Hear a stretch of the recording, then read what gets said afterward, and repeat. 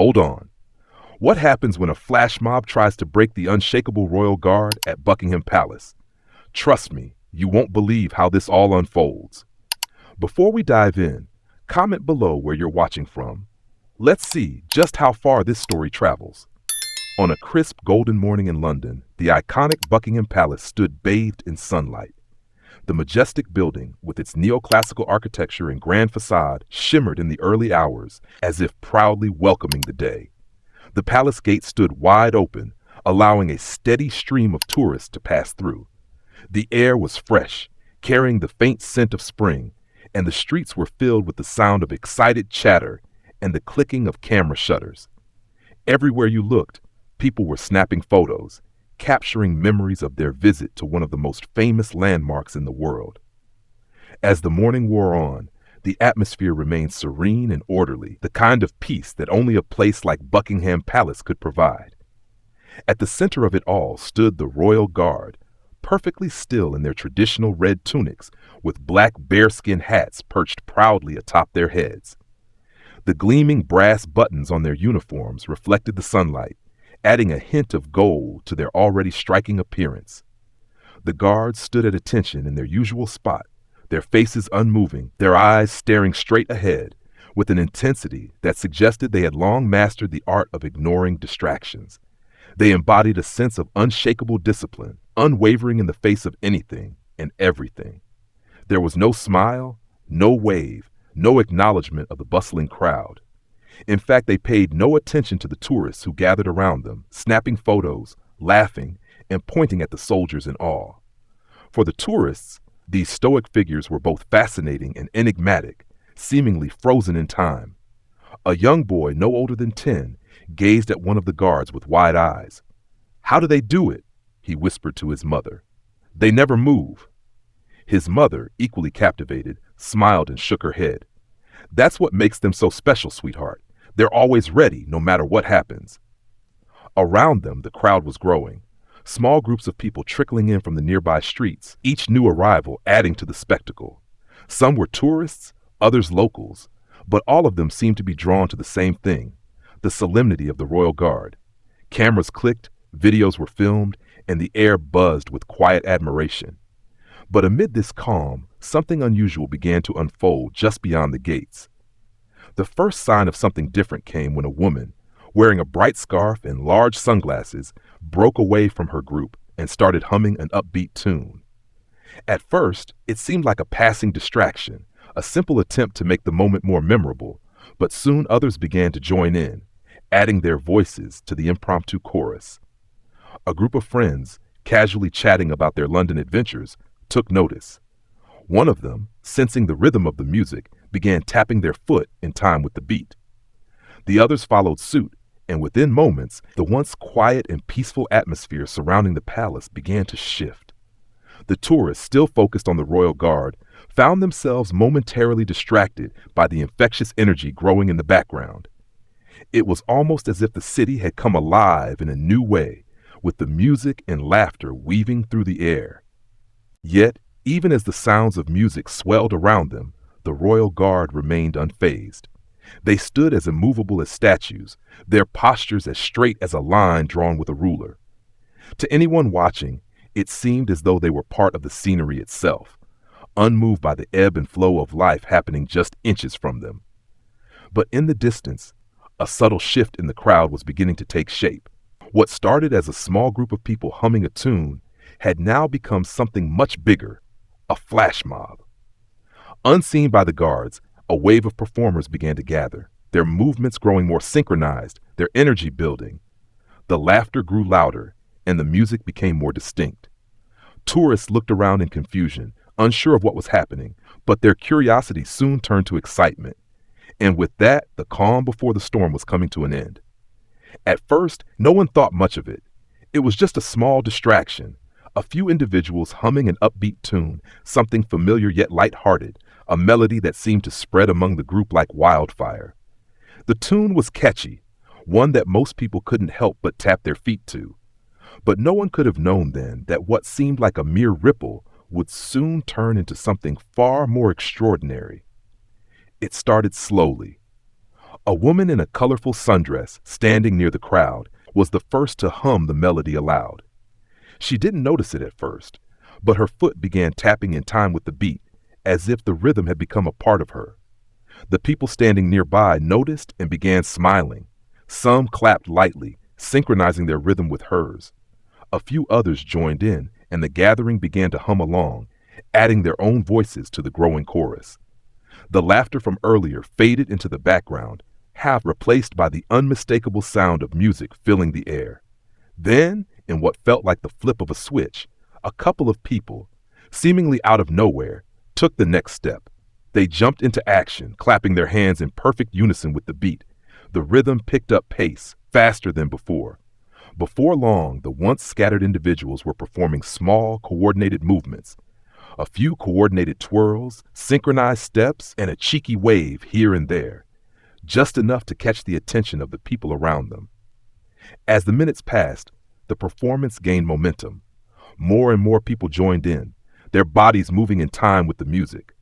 The crowd, once simply standing and admiring the sight of the royal guard, was now wholly consumed in a spontaneous celebration of rhythm and energy. Bystanders dropped their backpacks and phones, swept up in the enthusiasm, and clapped along to the increasingly loud beat. And then it happened. Without warning, what had started as a few people in a small pocket of the crowd blossomed into a full-blown flash mob. At first, it was a blur of sudden movement, people leaping from one place to another, performing choreographed moves that seemed to ripple through the crowd like a wave of energy. There were dancers spinning and twirling in front of the guard, and others moved with exaggerated steps, forming intricate patterns in the open space. The tourists and bystanders, who had initially been oblivious to the flash mob's formation, now found themselves caught up in the spectacle. Phones were raised higher, cameras clicking furiously as the entire scene began to unfold. A man in the crowd shouted, "Look at that!" pointing toward the dancers who had surrounded the royal guard, their rhythmic movements becoming bolder with every second. Yet, even as the scene exploded in a frenzy of motion, the royal guard remained as unmoving as statues. Their faces were blank, their eyes fixed forward, and their feet planted firmly on the ground. The vibrant chaos unfolding before them seemed to have no effect. Not a flicker of emotion passed their expression. The music grew louder still, the bass reverberating through the cobblestones beneath the palace gates. The crowd's energy surged in time with every beat, clapping, stomping, shouting, and cheering, creating an almost surreal juxtaposition between the lively flash mob and the stillness of the guard. As the dancers began to move closer, the crowd around them couldn't help but murmur in disbelief. "Are they really not going to react?" someone whispered. A child tugged at their parent's sleeve. "Why aren't they dancing with them?" But the royal guard remained steady, their discipline unwavering. The sound of the music and laughter swirled around them, but it was as though they were part of the scenery, a fixture of the palace itself. The crowd's excitement continued to rise, egged on by the playful antics of the flash mob. One performer even attempted to mimic the stiff movements of the guard, marching in place with exaggerated over-the-top precision, making the nearby onlookers laugh. Some of the mob tried to inch closer, and with a cheeky grin, one of them spun a massive balloon on their finger, getting dangerously close to the guard's face, trying to provoke some kind of reaction. But still, nothing. The royal guard didn't flinch. Their eyes were fixed ahead, their posture flawless, as though they had long ago mastered the art of ignoring the world around them. Despite the growing chaos and the mounting antics of the mob, the guard remained unbroken, their stillness now taking on an almost surreal quality. At this point, it was clear the royal guard had become the focal point of the mob's performance. Every move made by the dancers seemed to be a challenge, each routine designed to get them to break, to make them smile, to make them flinch. But no matter how close they came or how loud the music grew, the guards remained utterly impassive. The crowd was in a frenzy now, some laughing, some cheering, others gasping in disbelief at the spectacle unfolding before them. The music reached a crescendo, but for the royal guard, nothing had changed. They were unmovable, untouchable. And that was when the first real moment of tension came.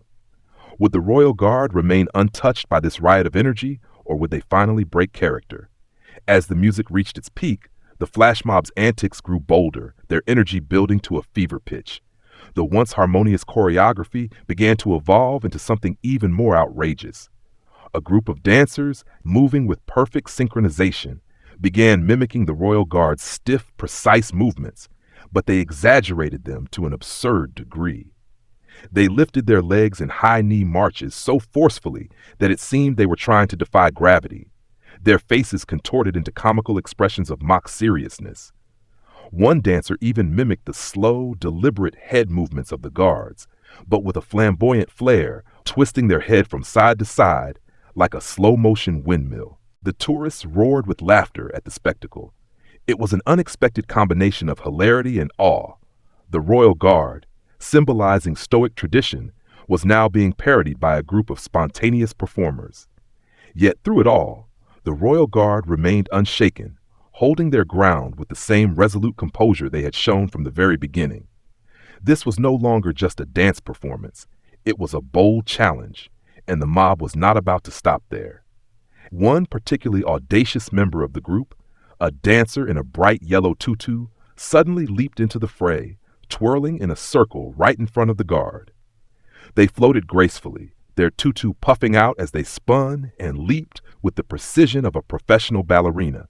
As they danced, they made exaggerated, playful gestures toward the guard, even curtsying in front of him before hopping away. The other dancers, seeing this display, quickly joined in. A woman in a hot pink leotard began a flurry of cartwheels, spinning around the guard as if trying to hypnotize him with the sheer chaos of her movements. A man dressed in a polka-dotted clown wig danced beside him, making exaggerated jazz hands and mock-seriously winking at the tourists. It was as if a circus had descended upon the royal grounds. With each passing second, the scene became more absurd. A group of dancers clapped their hands in perfect rhythm, bouncing up and down in high-energy leaps. Others formed a line, attempting to mirror the exact stiff movements of the guard, but with a comedic twist.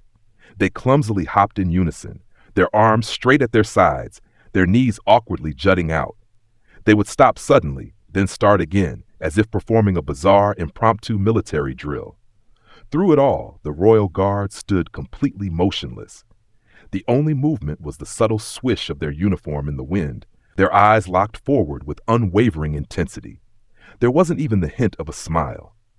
But the flash mob was far from finished. Seeing that no reaction came from the guard, they became bolder. One by one, each dancer tried to outdo the other, escalating their antics in increasingly absurd ways. A group of performers, no longer content with just dancing, threw colorful party hats into the air, their laughter echoing as the hats soared in all directions. One landed squarely on the guard's head. The crowd gasped. Surely this would be the moment the royal guard would crack. But again, there was no change in the guard's expression. The hat rested on their head, but their posture remained perfect, their eyes forward. It was as if they hadn't even noticed. The flash mob, undeterred by this lack of response, upped the ante. Two dancers with exaggerated, sneaky expressions crept up from opposite sides, holding oversized fake mustaches and giant sunglasses. With a sudden move, they attempted to place these ridiculous accessories on the guard's face. One tried to attach a fake mustache to his upper lip, while the other slid the oversized sunglasses onto his face, trying to make him look absurd. The crowd howled with laughter, but the royal guard stood unflinchingly still. Then, one more dancer, wearing a giant inflatable chicken costume, decided to make the ultimate move. With great enthusiasm, they pranced up to the guard, spinning in exaggerated pirouettes around him, waving their large, floppy arms in front of his face and trying to get his attention. The inflatable chicken's beak bobbed up and down with every exaggerated move. The crowd gasped, watching in disbelief. Surely, the guard would finally crack under the weight of this hilariously absurd performance. But no, the royal guard remained unyielding. Not even a flicker of movement passed their lips. They stood firm, like an immovable pillar of stoic strength. Even as the inflatable chicken bumped into their legs, they did not flinch. The only sign that the guard was aware of what was happening was the faintest tightening of their jaw, a silent acknowledgement of the escalating absurdity. The crowd was now fully immersed in the spectacle. Some laughed so hard they were nearly in tears. Others were so enthralled by the sheer audacity of the flash mob's antics that they stood in stunned silence, their phones raised in anticipation. The flash mob had given everything they had: pranks, costumes, absurd gestures, and yet the royal guard had remained untouched. As the music played on, the question on everyone's mind became clear. Could the royal guard truly stand up to this barrage of lighthearted chaos? Would they ever react? The tension was building. The royal guard had yet to respond, and the flash mob was growing more daring by the second. The tension in the air was thick, almost palpable. The music, once playful and lighthearted, had reached a crescendo, pounding through the speakers with unrelenting energy. The flash mob had given it their all, pulling out every trick, every outrageous antic they could think of. The guard remained a silent, unflinching figure in the midst of it all. The crowd, caught up in the excitement, was now in a frenzy, the anticipation rising with each passing second. Would this be the moment? Would the royal guard finally react? And then, just when it seemed the flash mob might be out of tricks, one of the leaders of the group, a dancer dressed in an absurdly large inflatable chicken costume, decided to take things to the next level. With a gleam of mischief in their eye, the chicken performer waddled up to the royal guard, dancing in exaggerated circles, drawing the attention of everyone around them. The crowd went silent, sensing something big was about to happen. The dancer paused directly in front of the guard, their chicken beak bobbing with each breath, and pulled out something completely unexpected: a confetti cannon. The crowd held its breath, eyes wide, cameras raised, ready for the spectacle. This was it. The flash mob was about to unleash their ultimate weapon, the moment they were sure would finally break the royal guard's unyielding composure. With a devilish grin, the chicken dancer pulled the trigger. The confetti cannon erupted in a burst of rainbow-colored streamers, sending a shower of paper flying into the air, aiming squarely at the guard. For a split second, it seemed as though the moment had finally arrived. The crowd waited, breathless, convinced the royal guard would react, break character, or at least flinch. But the guard, who had been impervious to every antic up until now, did something no one expected. In one lightning-fast motion, the royal guard shifted their posture. The movement was so swift, so smooth, that it almost looked choreographed. With military precision, they extended their arm, expertly deflecting the blast of confetti to the side. The streamers flew harmlessly into the air, scattering in every direction, as though they had been swept aside by an invisible force. The crowd gasped in astonishment. It was as if time itself had slowed down for a moment, giving them the chance to process what had just happened. The royal guard had not only reacted, but done so with such grace and precision that it seemed almost unreal. They hadn't flinched or shown any sign of surprise, executing the move with the controlled calm of a seasoned professional. For the flash mob members, it was a moment of shock. Their faces froze in disbelief, eyes wide with confusion. The dancer in the chicken costume stood frozen for a moment, their mouths slightly open in stunned silence. The other mob members, who had been ready to escalate their antics even further, suddenly stopped in their tracks. They hadn't anticipated this. In their attempt to break the guard's composure, they had instead encountered a level of discipline they hadn't known existed. The royal guard didn't pause for a second after deflecting the confetti cannon. With effortless precision, they sidestepped a large inflatable balloon that had been hurled toward them. The balloon bounced harmlessly off the stone ground, but the guard's graceful movement kept them completely unaffected, never missing a beat.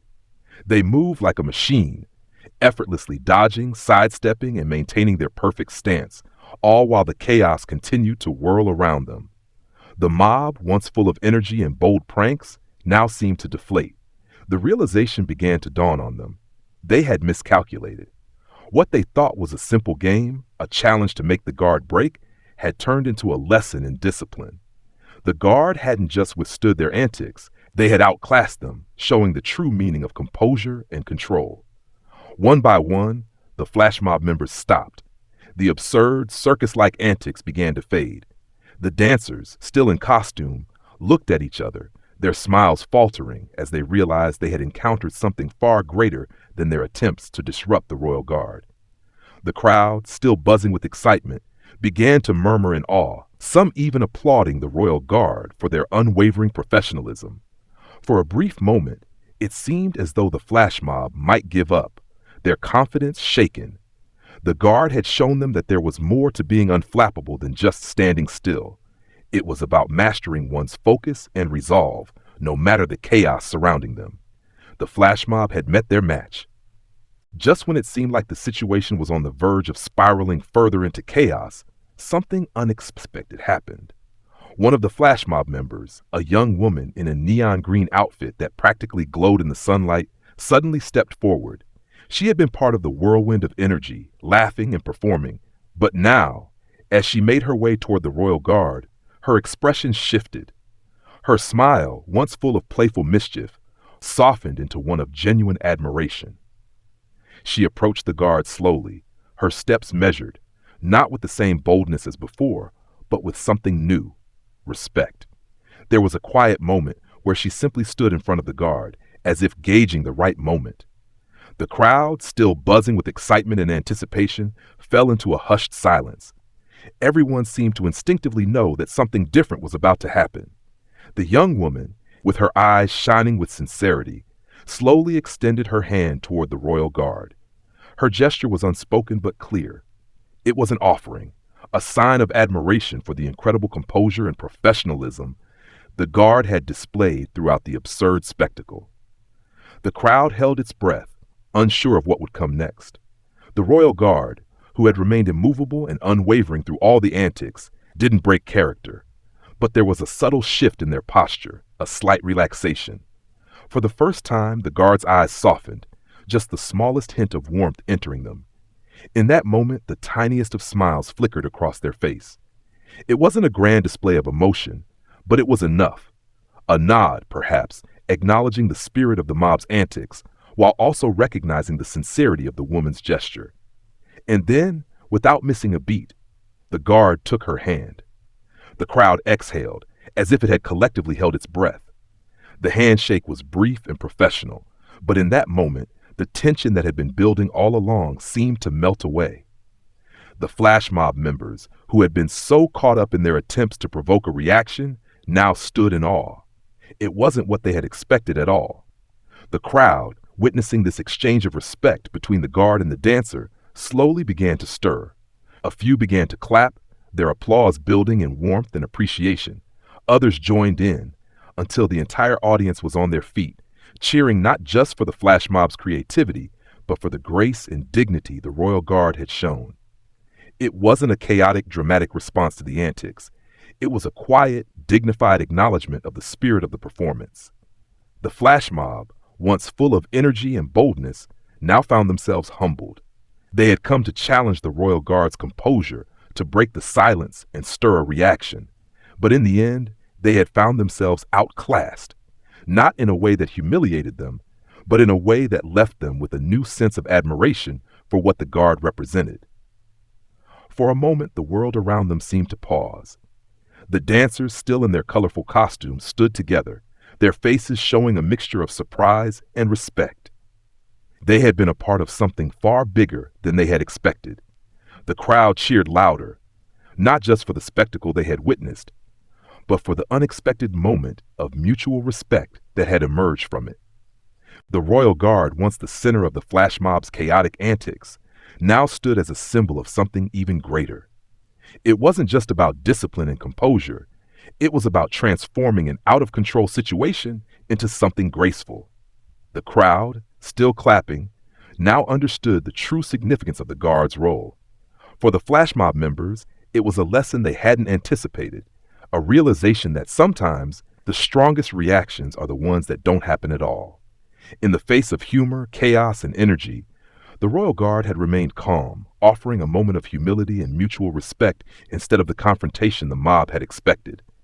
It was a display of grace and dignity, a reminder that there is power in standing firm, not just against the world, but alongside it. The flash mob, now realizing the absurdity of their actions and the unexpected depth of the royal guard's composure, began to retreat. The laughter that had once filled the air slowly faded as the dancers and performers, their energy spent, acknowledged the guard's unshakable presence. Some members of the mob chuckled at the sheer unpredictability of it all, shaking their heads at the unexpected turn of events. Their performance, which had started as an attempt to break the guard's stoic demeanor, had only highlighted the true strength of that very composure. A few dancers, feeling a sense of both admiration and respect, took a moment to bow to the royal guard. The gesture, though playful at first, had taken on a more meaningful tone, an acknowledgement of the guard's unwavering professionalism in the face of chaos. The royal guard, without skipping a beat, stood tall, their eyes fixed forward, completely unfazed. There was no sign of pride, no glint of victory in their gaze. They had done what they had always done, stood firm, steadfast, and silent. As the flash mob began to disperse, the crowd, still buzzing with energy, couldn't help but talk excitedly among themselves. People exchanged knowing glances, some asking, "Did you ever think the guard would move?"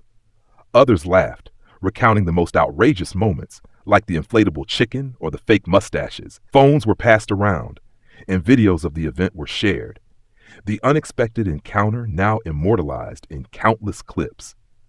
The tourists had witnessed something completely out of the ordinary, a moment that would be hard to forget. As the flash mob members made their way through the crowd, gathering their things and slowly slipping back into the mix of onlookers, they left behind more than just a trail of confetti and laughter. Their chaotic performance had been outshone, not by a grand reaction, but by the quiet, unrelenting presence of discipline. The tourists would leave with more than just stories of a fun flash mob. They would remember how, despite the madness, the royal guard had remained a symbol of steadfastness, of grace under pressure. The royal guard, after all, had returned to their original position without so much as a word. They stood tall once more, their uniform gleaming in the sunlight, their face unreadable, as if nothing had happened at all. The crowd, now beginning to thin out, couldn't help but marvel at the contrast between the wild display of the mob and the silent strength of the guard. The flash mob had disappeared, their antics fading into the background, but the story of their attempt and their failure to break the composure of the royal guard would live on in the minds of the tourists who had witnessed it. For years to come, people would retell the tale of how a group of dancers tried to shake the royal guard, only to find that nothing could disturb the calm, unflinching nature of the soldiers. As for the royal guard, they had proven that, in the face of chaos, nothing could shake their resolve.